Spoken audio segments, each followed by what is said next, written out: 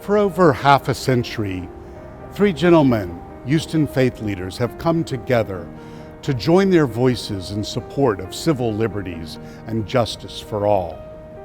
They're often and affectionately known as the Three Amigos. Archbishop Joseph A. Fiorenza and Rabbi Samuel E. Karff and Reverend William A. Lawson have found that when they join their multi-faith voices together, that they are stronger and more powerful than if any one of them spoke individually. Today, we're proud to bring them together in a dialogue called Vital Conversations with Our Community. Each of them will share their lifelong journey toward civil rights for all people. It's an important time to discuss these issues, and with the support of our Multi-Faith Council of Interfaith Ministries, we're glad to start this conversation. The three gentlemen have been honored in our Brigitte and Bashar Kalai Plaza of Respect in Midtown Houston. There are three pillars of light that remind us of the good work of the Three Amigos and stand as a perpetual representation of their contributions to our community. We thank you for joining us today.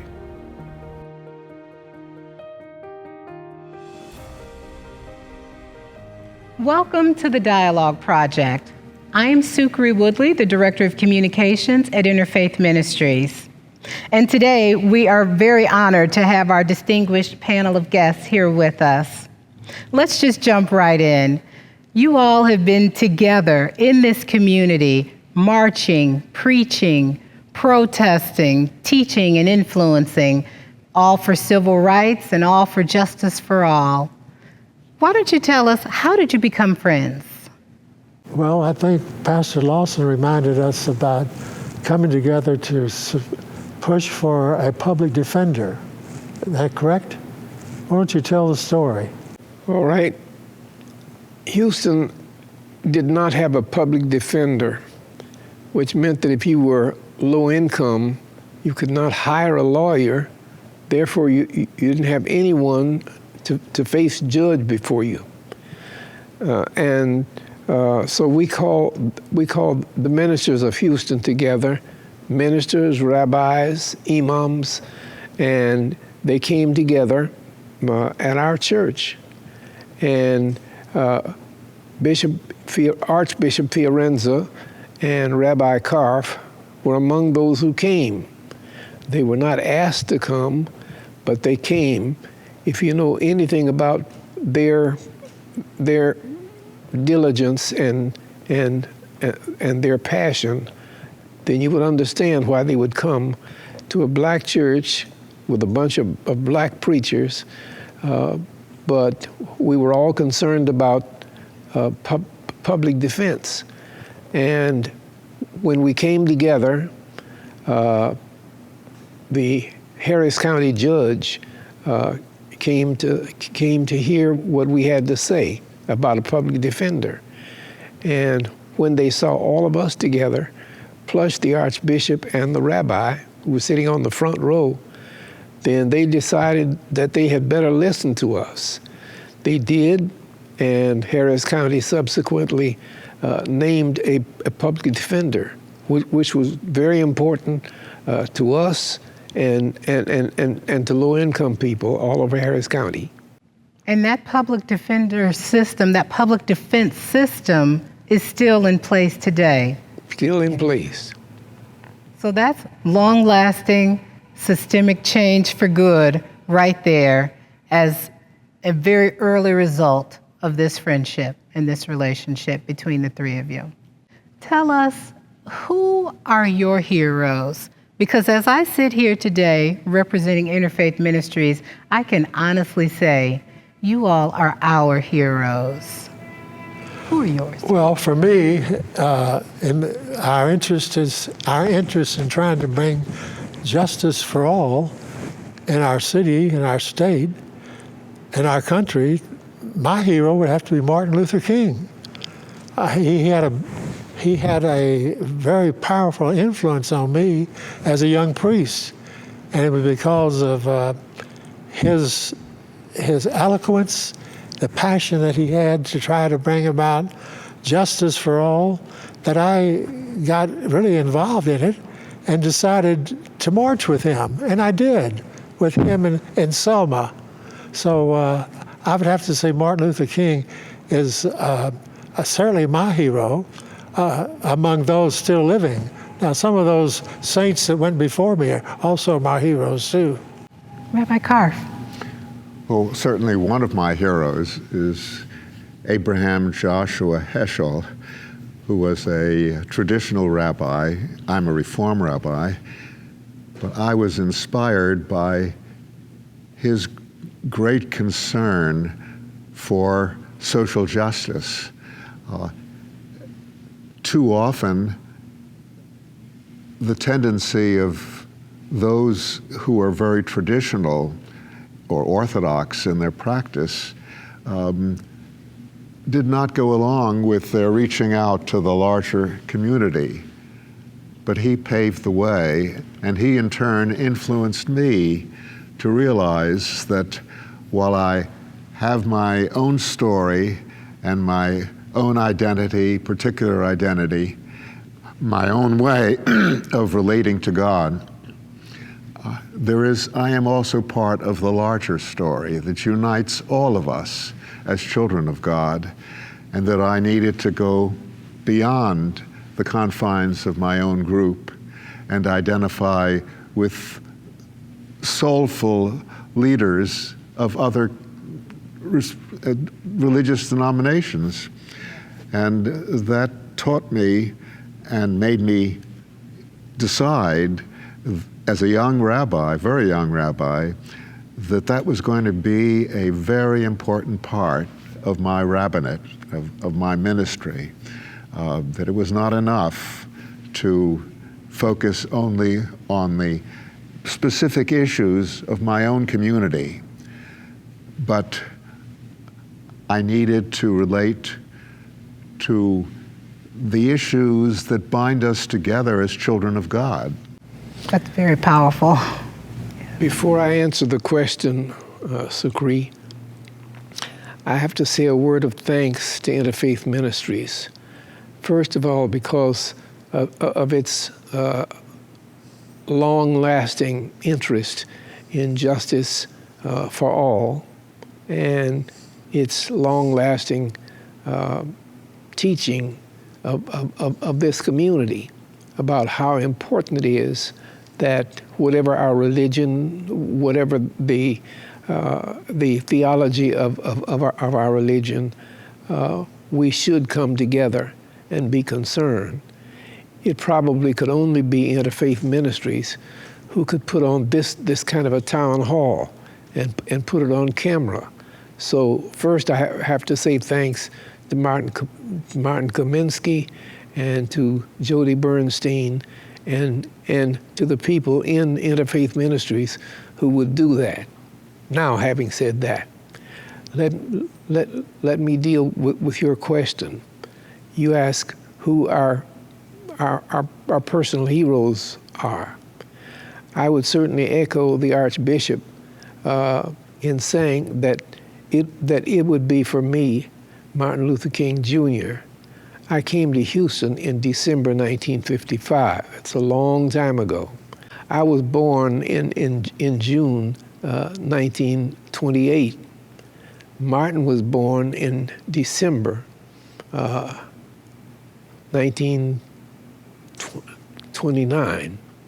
So he was born shortly after I was. And when I came to Houston, it was September of 1955. That was the month of Rosa Parks and the Montgomery boycott. What she did literally began the modern civil rights movement. And I came to town at that time. And the civil rights movement began in 1955, and I was at a university, Texas Southern University, and during that year, something called the sit-ins began to take place, and our first sit-in in Houston was in December 1955 of that year. So I would have to go back to that year, 1955, and say that the young pastor of Ebenezer Baptist Church in Montgomery, who became the first real leader of the civil rights movement, Dr. Martin Luther King Jr., became my hero shortly after that. Thank you. And thank you, all three of you, for your very impassioned answers. We have young people here with us today that look up to you, I think, in a lot of the ways like you look up to your heroes. And they have specific questions to you. And when I ask them, what interests you most about Reverend Lawson and Rabbi Karff and Archbishop Fiorenzo, what would you want to ask these gentlemen if you could? Hands down, they wanted to talk about your experience with the civil rights movement. Hi, I'm Lauren, and I'm an incoming freshman. It is very ordinary today to see people from different backgrounds, religions, and races sitting together on buses, having dinner, and watching movies. Did you think that you would see your work come into fruition like this? Or did you think that your work was just a stepping stone in a long and tiresome process for freedom and equality for all people? Well, I would say it's a stepping stone, but we haven't completed the walk yet. The journey's still going on. But we've made significant progress in the last 20, 30 years or more. But there's still a lot of social injustice. Whether the question is it systemic? I think it is in some ways. But I know that, and thank God, we have made some progress. We've integrated many of the public places which were not totally segregated back in the 60s. So progress has been made, but we can't stop now. We have to keep going.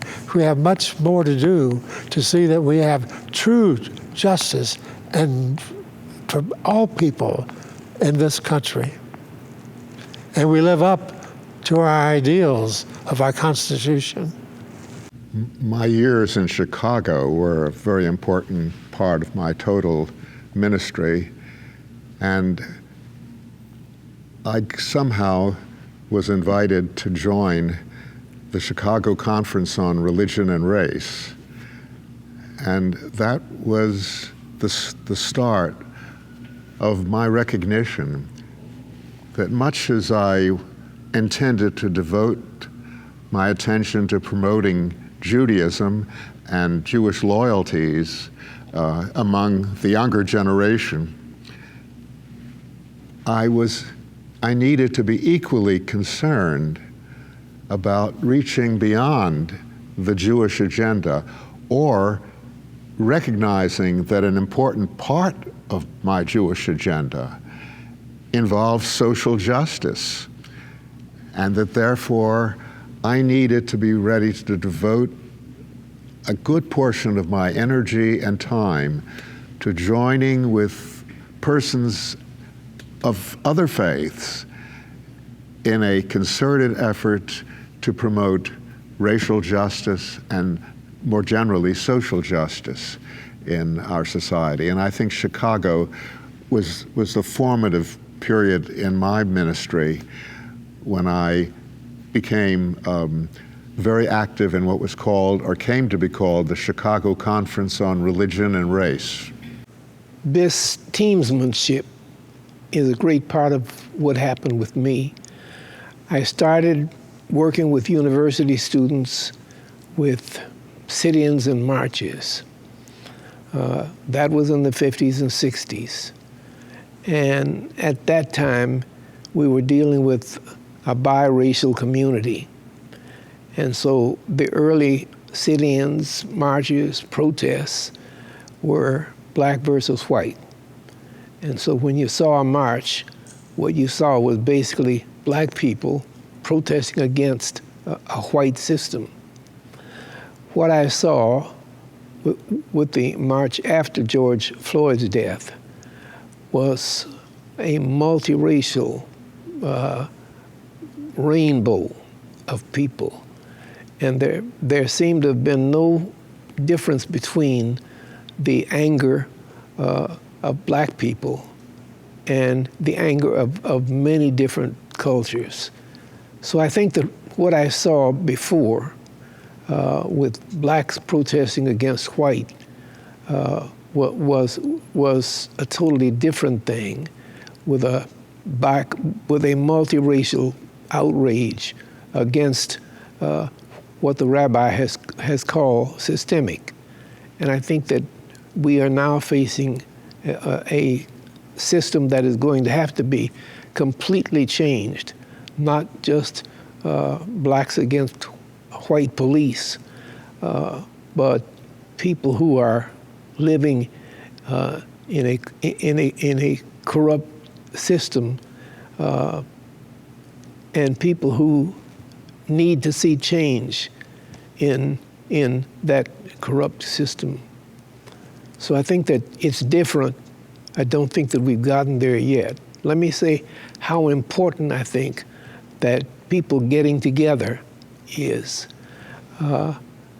When the Archbishop Joseph Fiorenza and the Rabbi Samuel Karff get together with the preacher, Pastor William A. Lawson, we're just Joe, Sam, and Bill. And I think that that's going to be an important part of that change. Today, we have Joe, Sam, and Bill right here with us talking about the civil rights movement of the 60s and the change for racial and social justice going on today. And your comments are very powerful, and I think we need to continue to broadcast your messaging to come together as much as we possibly can. And Interfaith Ministries, we are committed to our mission as well of staying on that cause with you and continuing to put forth this message that we need to come together in the name of social justice, for racial equality.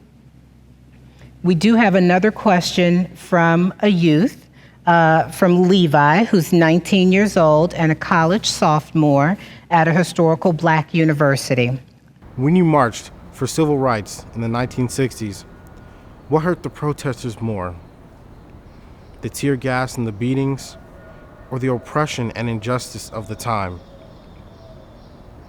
I often ask this to myself because despite the brutal tactics used by the police against peaceful protesters, people continued to peacefully protest.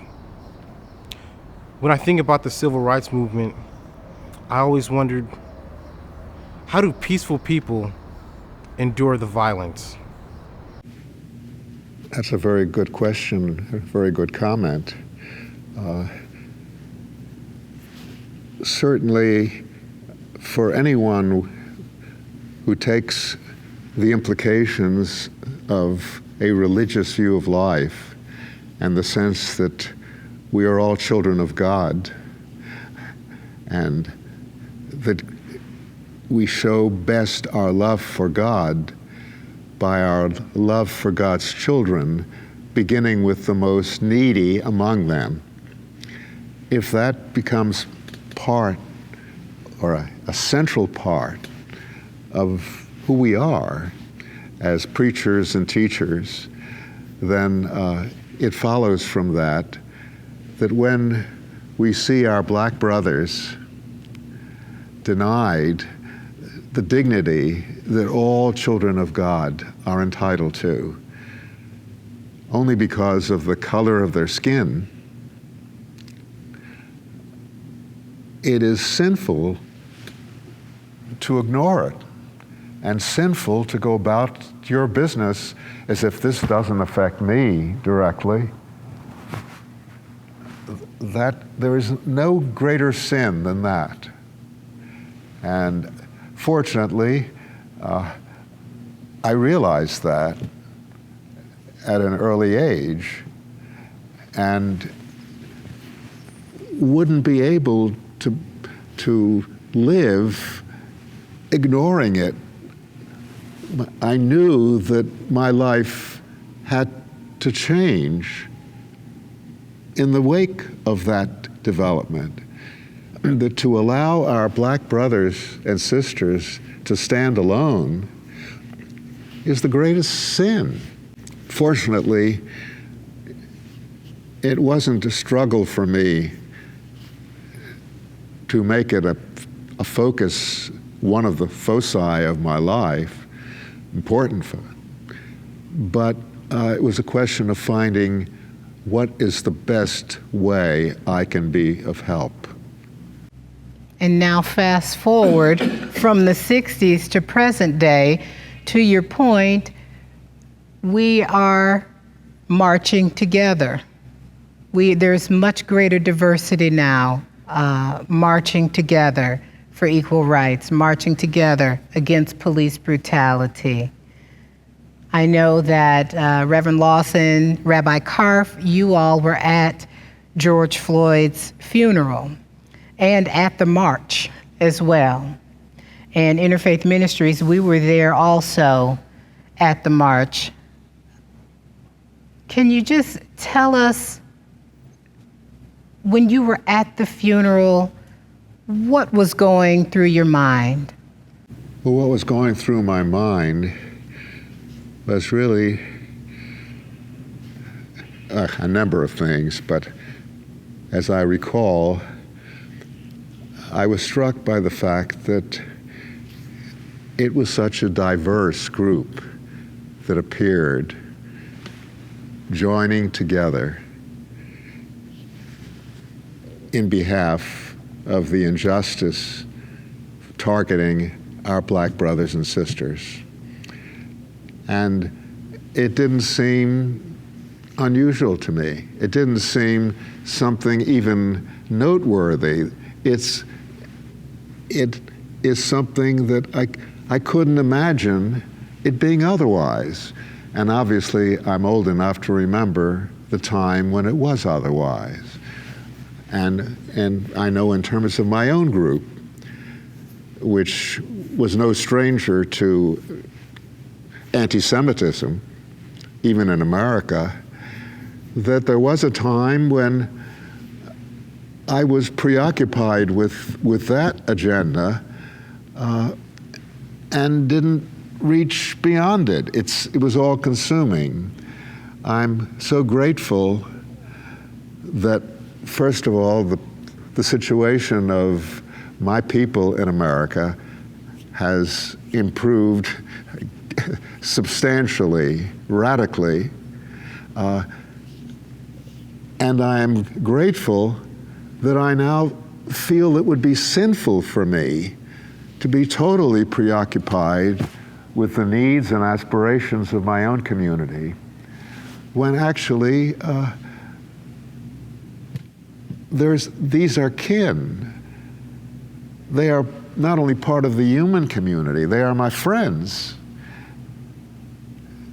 And I couldn't imagine just standing apart from the call when I was invited to participate in the Chicago Conference on Religion and Race. I became one of its most active member and eventually a leader. And I'm so grateful for that. Looking back at my life, I would feel it was shameful for me not to do it. And that's so powerful that you have modeled that for your ministry, over the course of your ministry. You all have modeled that over the course of your ministries. We do have a third question that was submitted by Reverend Laura Mayo. I'm Reverend Laura Mayo. I'm the Senior Minister of Covenant Church, an ecumenical, liberal, Baptist congregation. I'm grateful to be here with you today. I'm wondering how you would compare the protests and advocacy of your younger years with what you see and feel happening now. How are things different? How are they similar? Do you have wisdom that you would like to pass along from your experiences? Are there things that you're learning from today's leadership that you would like to highlight? One of the things that I would like to say is that I cannot imagine Interfaith Ministries doing anything other than this, because where I got it from really was not the Black Baptist tradition. This is not the Black Baptist tradition. And I have said that Dr. Martin Luther King was my personal hero. Well, anybody who knows anything about the background of Dr. Martin Luther King knows that he went to India. And while he was in India, he became fairly close to a man named Mahatma Gandhi, who was a Hindu.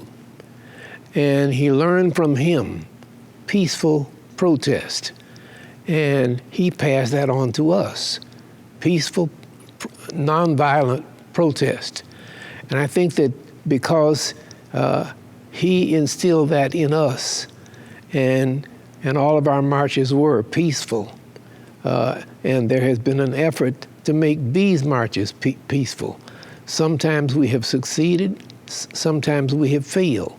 But I think the idea of peaceful but very directed protest, so that we didn't mind being beaten up or even killed.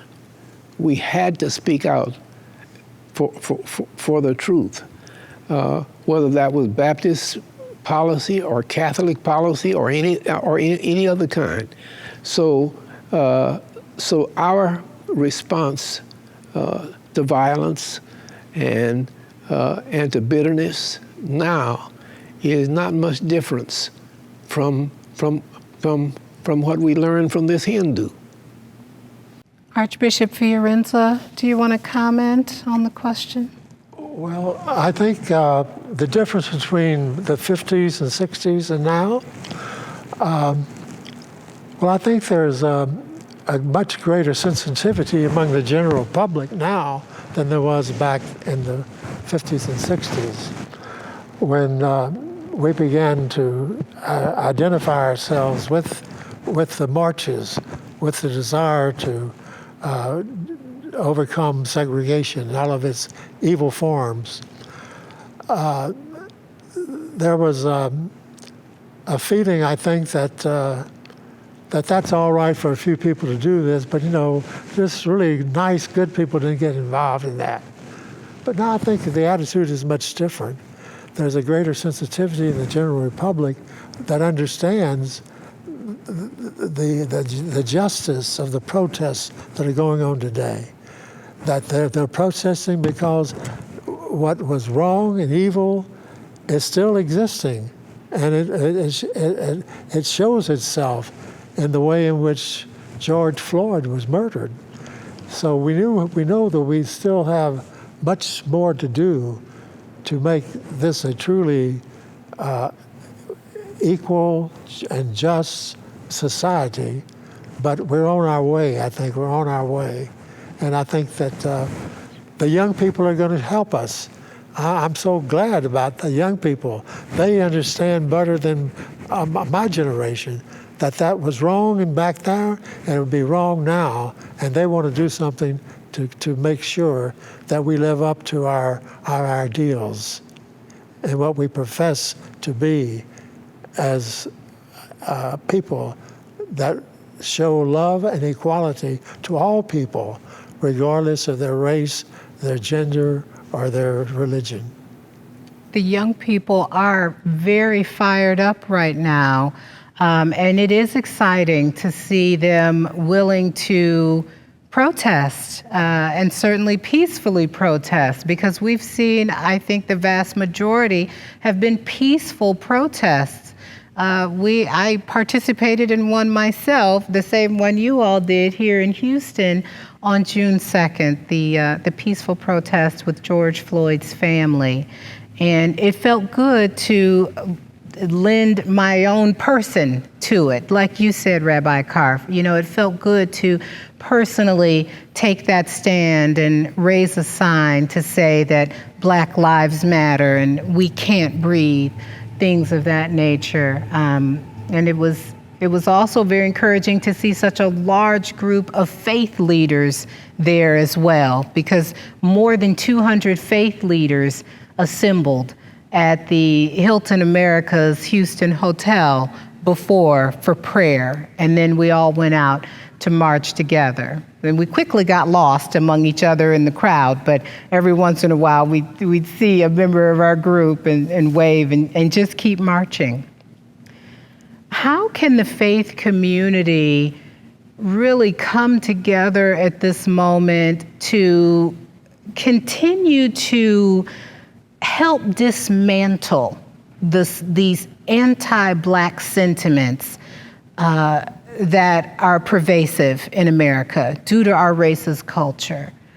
How can we come together as people of faith to better understand each other and help break down maybe fears or stereotypes about Black people in this moment? Well, I think a critical factor is for individuals who have leadership ability. There are leaders, they emerge from the crowd. And I think it's very important as we move forward to elicit the support of individuals who are leaders wherever they are in a group. Some of them are already part of the cause, but more than a few are not. And I think it's these individuals who need to be enlisted because their influence is way above average on their peers. And I think in terms, speaking of the Jewish community, I'd like to see more of them identified and enlisted if they are not already part of the answer, the response to the problem, rather than part of the problem. Well, I would say that where we began with 2 white clergy on the front row is probably where we should be right now, which is what Sam just said.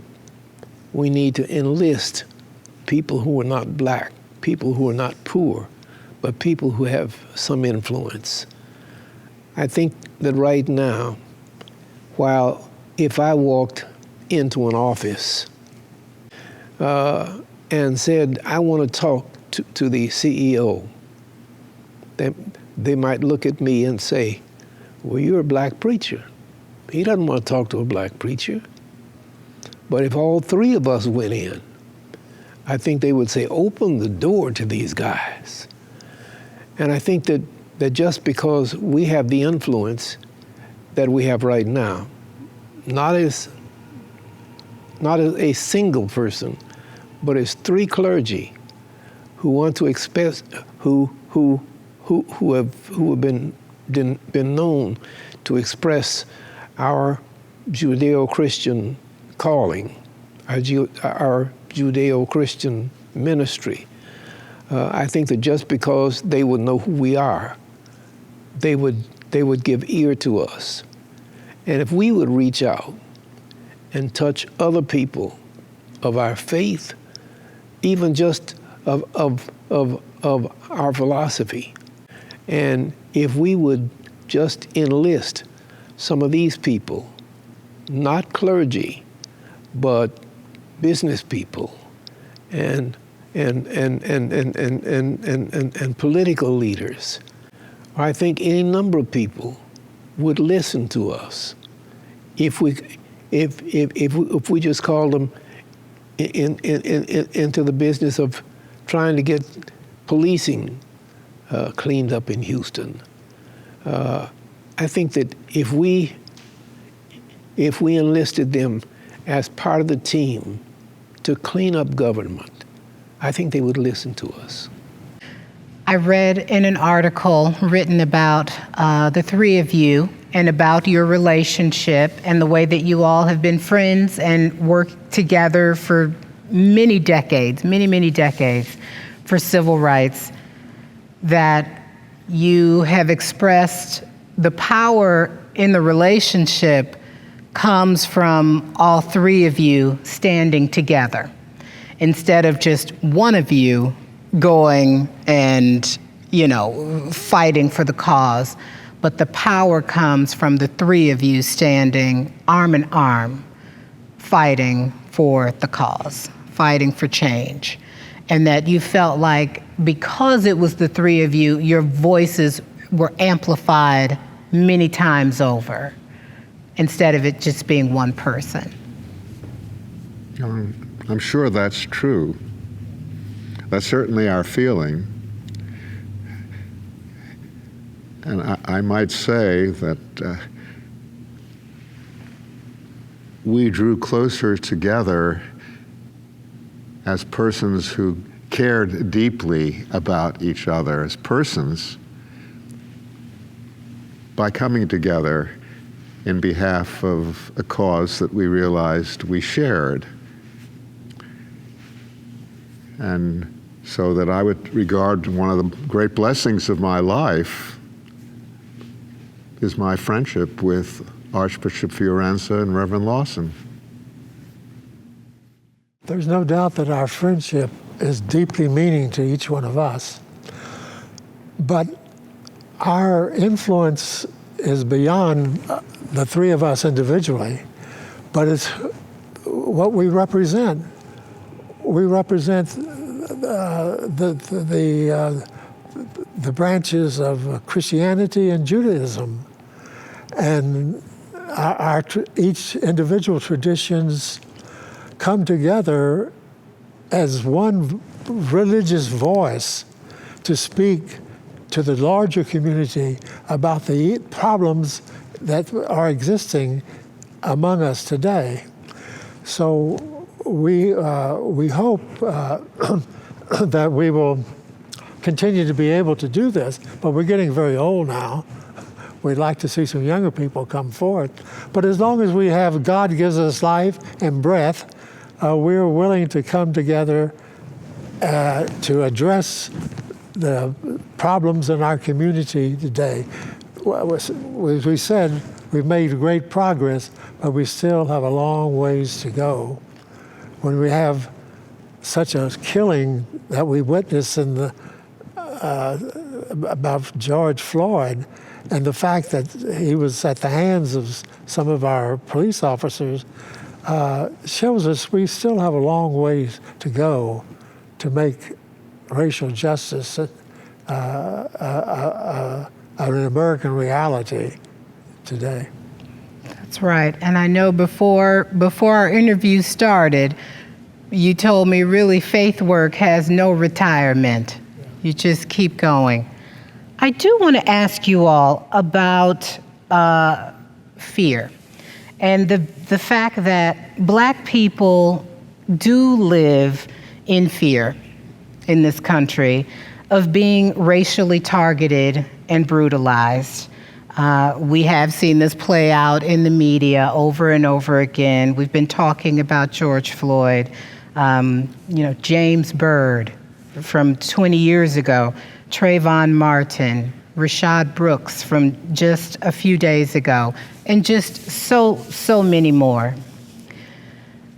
Systemic racism and oppression and the gratuitous and unrelenting police brutality that we have seen in the media and on social media have in some ways dehumanized Black people, especially Black men. And I did hear you say we're all equal in God's eyes. We're all, as children of God, we're all equal. do people of faith even struggle to recognize Black humanity sometimes? In my opinion, if they were struggling with that, then they don't understand their faith very much. As my rabbi spoke eloquently to what God's love for each one of us, regardless of our ethnicity or our backgrounds, we're all God's children. And we're all, in the eyes of God, His beloved children. And so for anyone struggling to understand why Black people are fearful, I think they don't understand what their faith really means. But there are people who still need to be reminded in as compelling a way as possible that they cannot be faithful to their own religious tradition at its best without having respect and love for those outside your family and your tradition and the persons you interact with on a daily basis. That's a concept that may be verbalized, but it's still not internalized as powerfully as it needs to be. When it becomes powerfully internalized in the mass of Americans, we will go a long way toward advancing the dignity of every human being, regardless of their religious tradition. Sukri, you will understand this more than any of us here will understand. We still have not gotten to the place where all Blacks will be humane to all Blacks. We often have the difficulty of being able to accept all of our own brothers and sisters as brothers and sisters.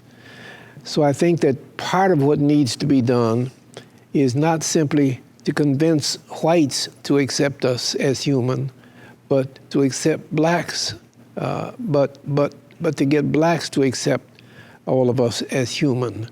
Those of us who are bourgeois versus those of us who are low income will often build walls against each other. So we've got some work to do within our own communities. And hopefully we will do that where we can come together as a people, recognizing those who are not middle income or upper income, but those who are lower income.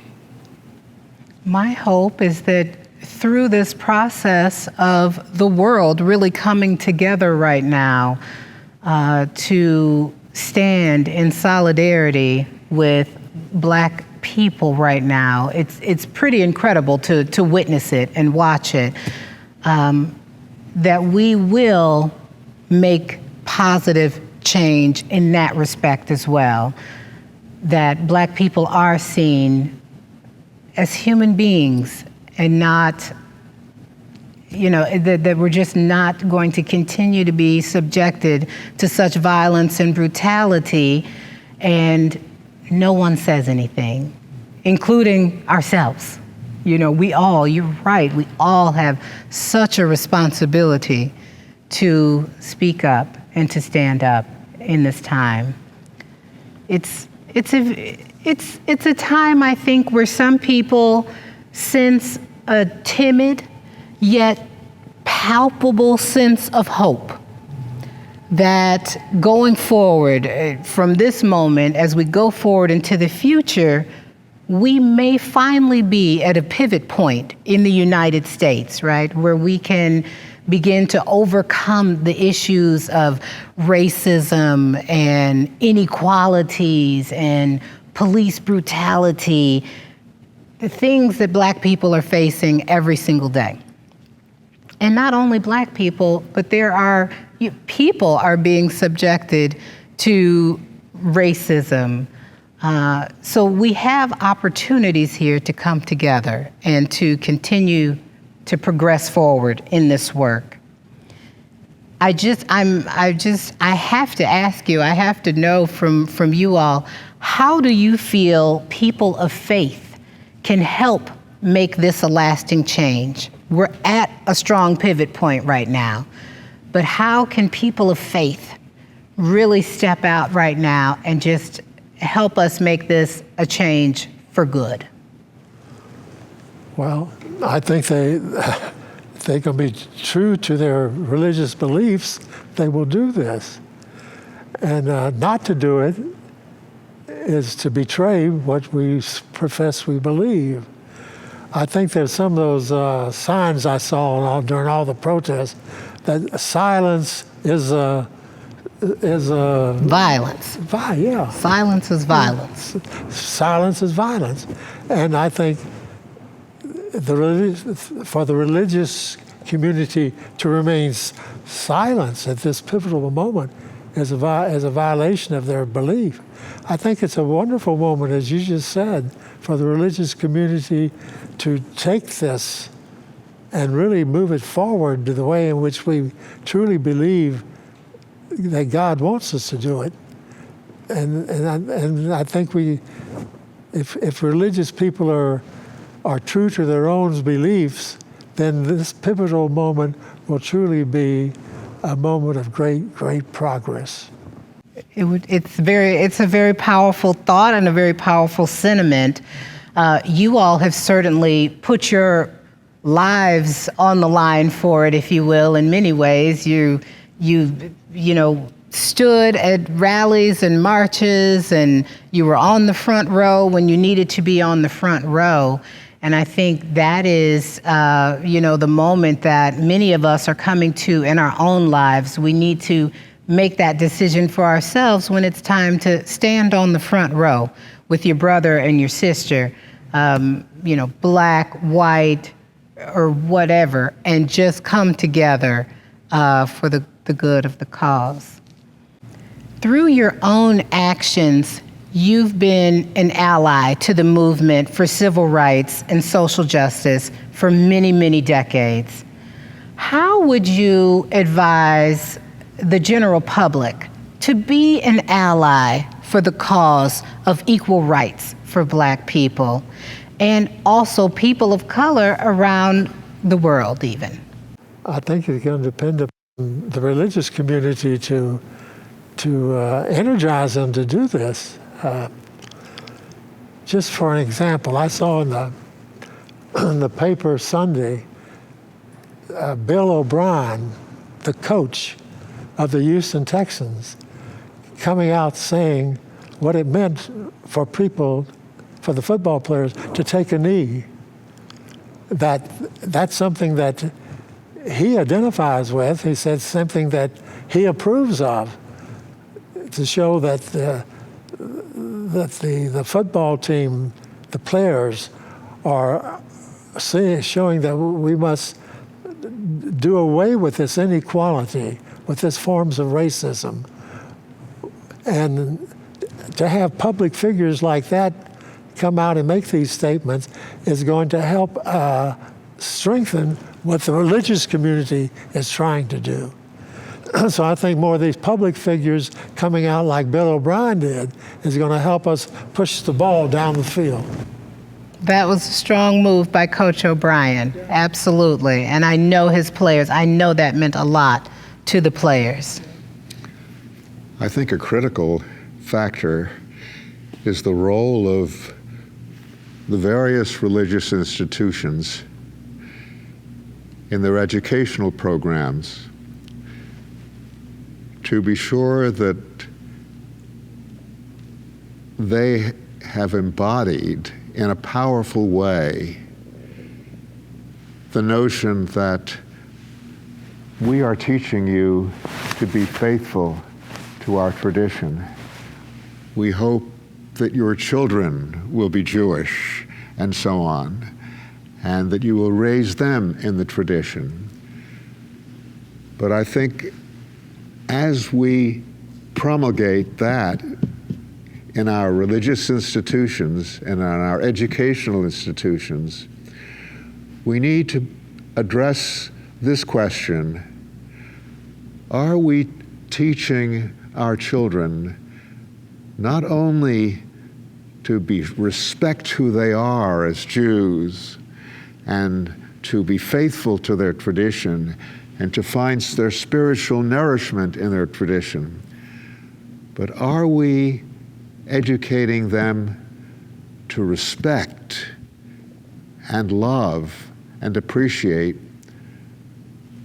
those who are not part of our tradition? Because that combination of love for our own kinsmen and respect for the dignity of all God's children has got to be embedded in the way our children think at an early age,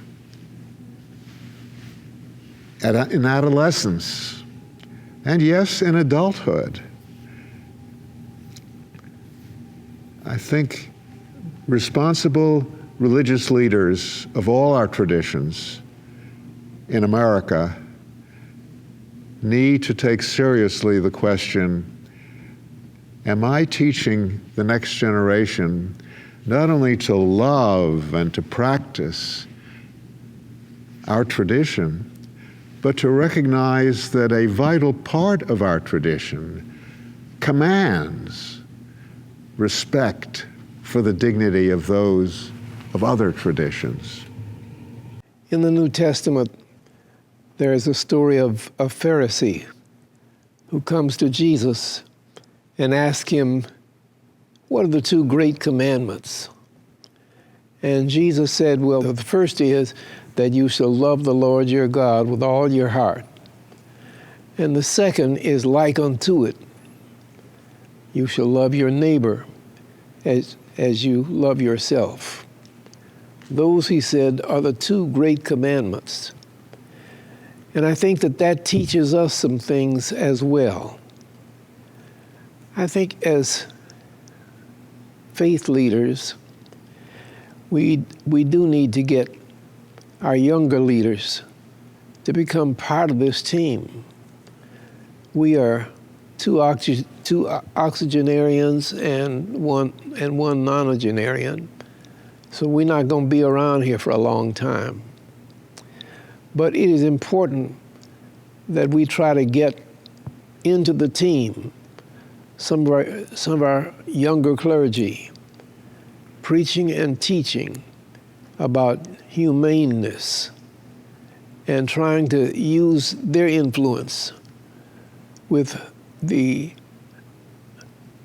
political leaders and commercial leaders of our community to do something about humaneness.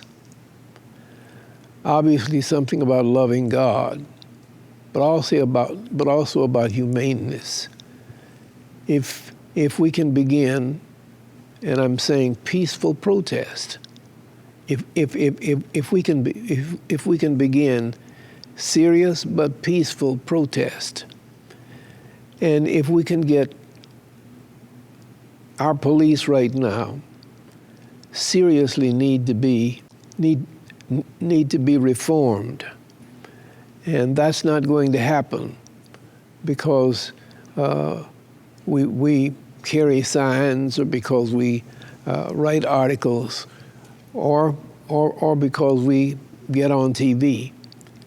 It's going to happen when our leaders of different traditions and of different occupations begin to do protests, editorials, things that say, just as we now say, you can't come into this place without wearing a mask. So we start to say, you can't be on this police force unless, when we look at your record, it does not show many offenses. The man who held George Floyd down until he died was a man who had 18 offenses on his record, and nobody ever looked at that. And so somehow we're going to have to protest against those policies that dehumanize people, whether it's black or low income or alcoholic. There are any numbers of people who can be held down, and we need to protest peacefully against dehumanizing those people. Amen. I've been taking notes on what you said on how to be an ally and getting our business leaders, our faith leaders, influential people in the community to stand up for the cause, to speak up, getting people involved to peacefully protest, to take a knee. And then teaching our children at a young age, starting from the very youngest of ages, to love and respect and honor other people that are not the same religion or the same race. And embedding those thoughts very early on and living it so that our children can see parents modeling that same behavior. And then at the end of the day, and really at the start of every day, love your neighbor as you love yourself. Yes. It does feel like we are in a place and time right now in the United States where, similar to Moses was when he was standing at the burning bush, he was called to action. And now it feels like we're being called to action for justice and for equality. That's true. And listen, thank you very much for leading us in all of this. Well, thank you for being here.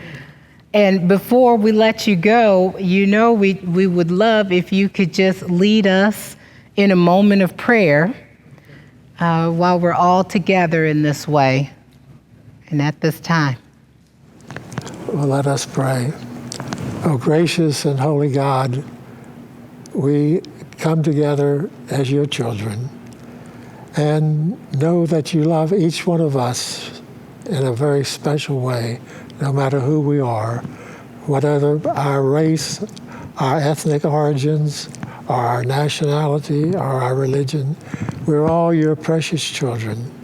Help us, gracious God, to know that we are doing your will when we show your love for all people.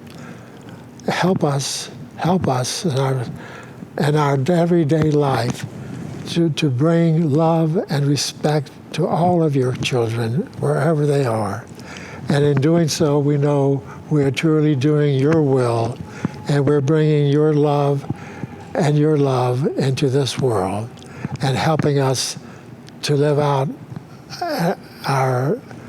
in this world, to live out what you believe most dearly, that we are your children and deserve love and respect for each other. Amen. Amen. Amen. Okay? All right, amen. Well, let me just say, Archbishop Fiorenza, Rabbi Karff, Reverend Lawson, thank you. Thank you so much for taking the time to be with us today here at Interfaith Ministries. As I said in our opening, you are our heroes, and we are eternally grateful for the work that you are doing in this space of civil rights. And to all of you who have joined us today, we say thank you. And to our audience that will watch this broadcast at a later date, let us all go forward from this moment, building on the reflections of our three amigos here, and continuing to stand together in the fight for justice, equality, and respect. Thank you.